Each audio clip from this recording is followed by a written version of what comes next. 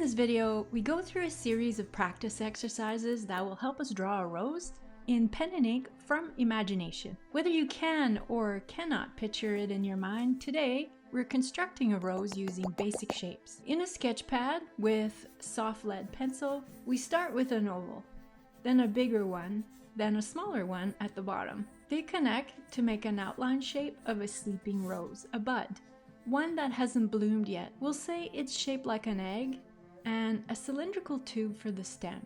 Then add guidelines to show the form of the shape. Let's establish that for the bud, we'll follow the form in a direction that the petals would grow. For the stem, we'll wrap across the form. We'll cross contour.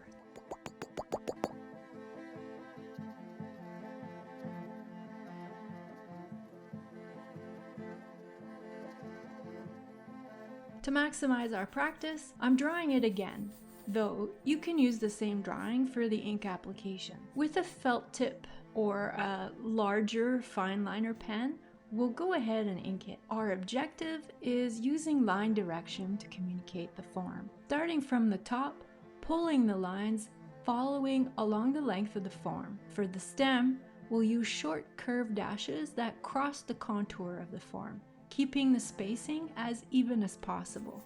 If you're more comfortable pushing the line, you can start with pressure on the pen, then as you release the pressure, finish with a light flick movement for a more natural fade effect. For myself, I have better line control pulling the lines towards me. If you don't have an immediate preference, it's good either way, and even better if you can master both. Okay, great. Let's draw it again. Our next objective is to mine the light. To mine the light, we'll shade our rosebud and give it volume based on that source of light. Referencing this chart from Master Gutpill's book, with the source of light coming from the top left-hand corner, we've got a highlight over here, then it gradually fades to the darkest values underneath, surrounded by a faint reflected light.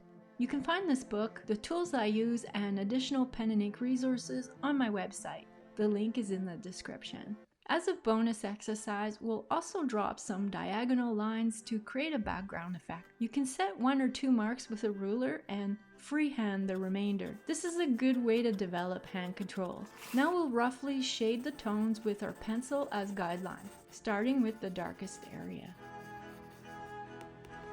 For the ink application, we'll use the same approach of line direction that we determined previously, except now we introduce 2 new techniques: line weight variation and broken lines.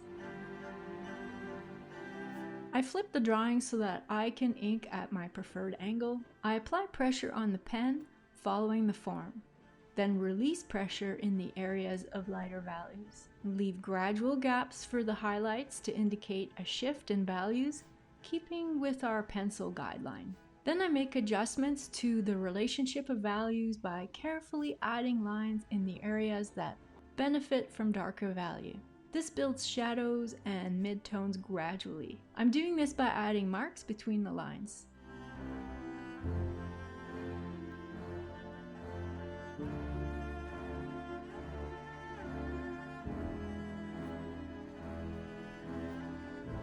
You can see that the background enhances the shading effect, especially where we didn't emphasize the contour outline. With the light, our rose begins to bloom. We start a new construction with a wider oval at the top.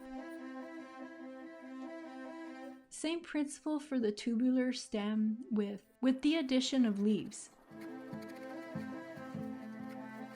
and thorns. Erase the top and replace it with a small spiral. From the spiral, we put a line here, then here, like this, and now we have a center petal that's starting to unwrap. From here, we wrap more petals around it, adding a discrete fold at the top. You can erase some of the initial construction lines as we build the rose to keep it clean.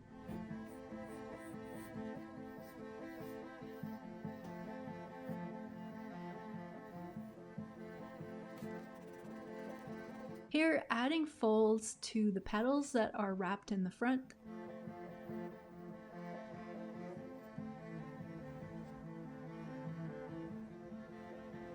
And tweaking the center spiral to an irregular line so that it feels more organic. Let's add in the guidelines. Same principle as before with line direction, following the form in which the petals grow and fold.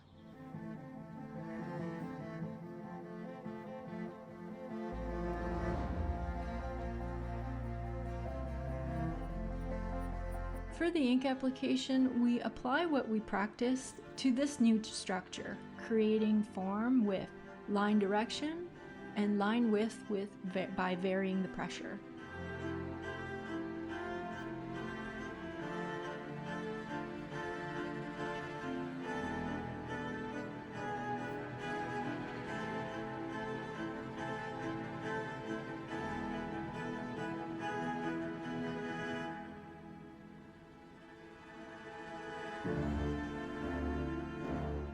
And creating volume by building the tones gradually based on the source of light. I rotate the artwork again to suit the hand position that suits me best to have line control.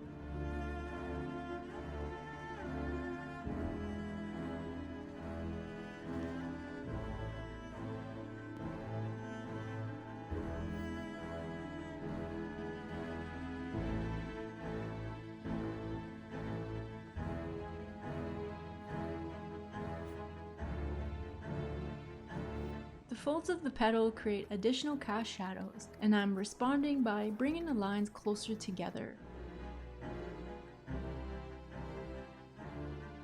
Then layering in more parallel hatches.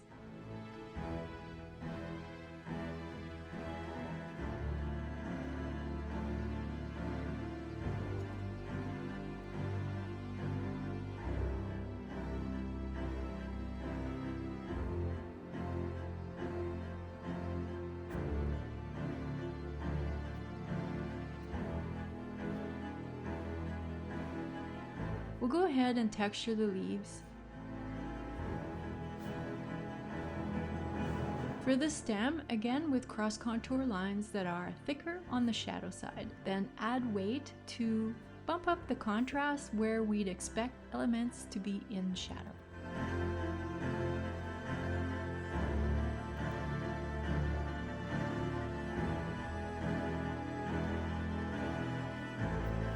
For the finishing touches, I skip around the drawing to thicken some of the outlines and smooth the transitions of values. And now our rose constructed from imagination using basic shapes is complete. I hope that you enjoyed this stylus tutorial with the practice exercises. If you did, give it a thumbs up. Let me know in the comments if you'd like to see more of this specific type of tutorial. If you're new here, be sure to subscribe so you'll not miss another pen and ink video. See you in the next one.